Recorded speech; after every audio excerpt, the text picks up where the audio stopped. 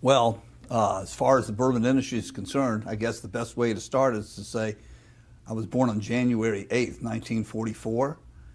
I was born into this business from pretty much that time coming to the current time.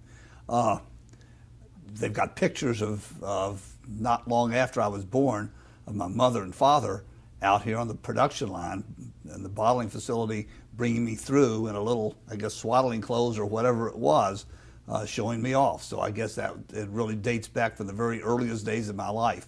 But to bring it a bit more current, I really have been involved in this almost all my life. My first job, if you want to call it a job, it was great for an 8, 9, 10-year-old.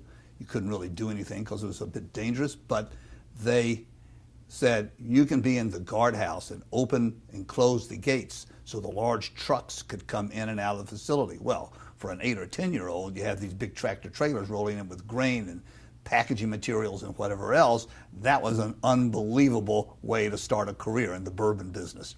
And years later, not too many years later, in fact, I was a plant messenger during the summer, where I would take, you didn't have emails, you didn't have fax machines, you didn't have all the way we communicate today, but you had pieces of paper that had to go from one department to another department.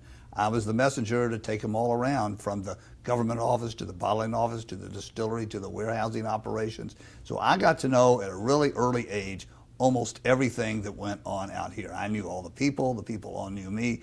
It was really pretty exciting.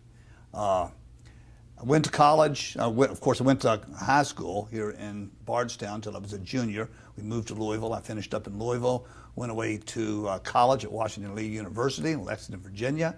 After that, I had 2 years to get my MBA at Harvard in Boston. And then I worked on Wall Street for about 5 years. It was a great experience. I was a young guy, really hadn't had a full-time job at all. And to be in New York, to experience the financial side of the of business, to understand a bit about how corporate strategy and corporate structures were set up, was really a pretty exciting time for me. Did I know I was coming back? I don't know. Maybe internally you always had that feel. I loved what I was doing in New York. They could have grabbed me forever there. But there was a number of things that came to pass that ultimately brought me back to Kentucky in about 1971, and I've been here ever since.